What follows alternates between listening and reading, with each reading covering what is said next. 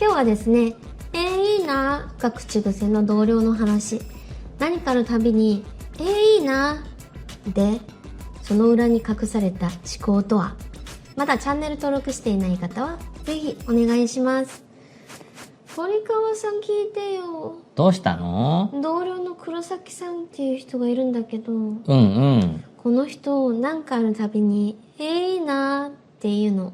羨ましいってことでしょ？そう思うでしょ？でもね、なんか違和感があるの。違和感？私が何かのプロジェクトに呼ばれたら、いいな。デザインが発表されたら、いいな。褒められてるんじゃん？いや、違うの。なんていうか、羨ましいって感じが伝わってくるの。これだから日本の会社むずすぎ。その黒崎さんって人、どんな人なの？キャリア採用で入ってきた人なんだけど、最初はね、すごく謙虚で、けなげな感じがしたのね。でも徐々に何かの違和感があって。どんな？常に隣の人と比べてんの。隣の人？そう。私が面白そうなプロジェクトにアサインされたら、いいな、私もやりたかった。やりたかったんでしょ？でも、自分から手を挙げたことはないの。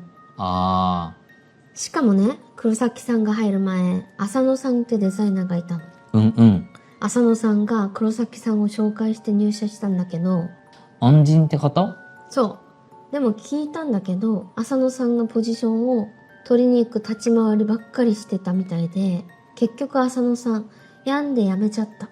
それは。他にも村井さんっていう優秀な人が別の部署に移動したり、鎌田くんって先輩は自分のことを議事録おじさんって自虐していじけたり。みんな黒崎さんと関わった後、なんか元気なくなるの。怖いな。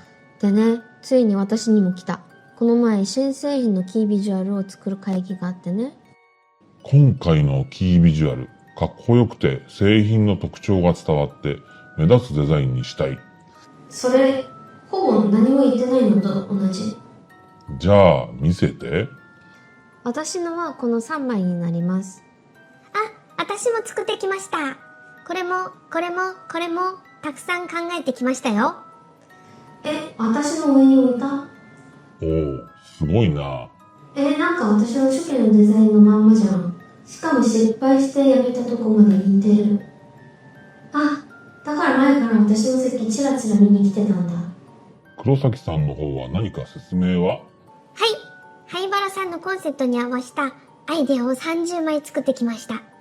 そうですか。では、キムベンさんの方は？黒崎さん、私の資料その下にあるんだけど。ごめんなさい。ごめんってでもとかすわけじゃないんだ。これを浅野さんたちもやられたんだ。私の方は3方向考えました。まず A 案は自分らしさを表現する女性を描くストーリーを立てて。キムペンさんの3案、どれも筋が通ってるな。皆さんどう思いますか？ C 方向いいと思います。わかりやすいです。私の方がたくさん考えてきましたよ。いや、キムペンさんの C 方向で行こいいな。キムペンさんいつも選ばれていいな。何この反応、恨めしそうって感じで。やったじゃん。キムペンの案が選ばれたんでしょ？そう思うでしょ？でも選ばれたのにすっきりしない。なんで？良い提案だったら誰のだっていいと思うんだけどな。まあね。でも黒崎さんのいいながなんか違うの。褒められてる感じじゃなくて恨まれてる気がする。何なんだろう、モヤモヤ。でもさ、黒崎さん向上心があるってことでしょ？向上心？頑張り屋さんなんだよ。30枚も作ってきたんだし。そういう話じゃない。キムペンも負けないように頑張ればいいじゃん。勝ち負けの問題じゃないの。鳥川さん分かってない。キムペン、鳥川さん、AI バード、サボーです。サボー。今回は幸せとお金の経済学で説明します。ロバート・フランク長、経済学者です。経済学？黒崎さんはゼロサムゲームで考えています。ゼロサム？誰かが得をすると誰かが損をする。パイは決まっているという考え方です。パイ？黒崎さんにとって、キムペンが選ばれる、イコール、自分が負ける、なのです。あ、だからいいなって。そうです。キムペンの成功を喜べない。なぜなら自分の失敗だと思っているから。でも別に競争してるわけじゃないんでしょ？良い質問です。でも、黒崎さんは常に競争だと思っています。フランクは財を2つに分類しました。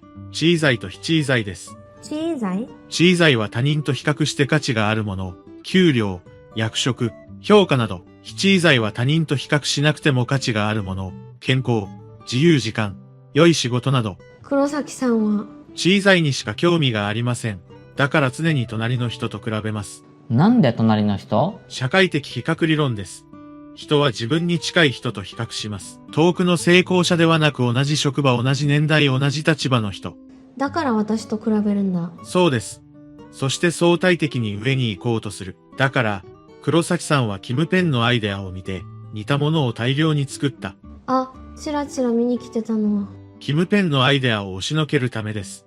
物理的にも比喩的にも。会社のため、お客さんのためじゃなくて、誰が選ばれるかだけです。じゃあ、佐野さんも村井さんも、鎌田くんも、ゼロサムゲームに巻き込まれて心が折れたのです。専門性で負けたんじゃなくて、競争に疲れたのです。私は知らずに、良いと思ったものを提案した。同じように巻き込まれていた可能性は否定できません。幸せとお金の経済学に興味のある方はぜひ手に取ってみてください。ゼロサムゲーム思考の人は共存共栄を選べません。知ることが大事だね。構造を知れば巻き込まれずに済みます。良いものが選ばれる。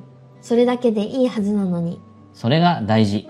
今日のまとめ。1、ゼロサムゲーム思考は共存共栄を選べない。2、地位財への固執が隣の人比較を生む。3、誰が選ばれるかより何が良いか。結論、構造を知って巻き込まれるな。知ることで自分を守れる。またねー。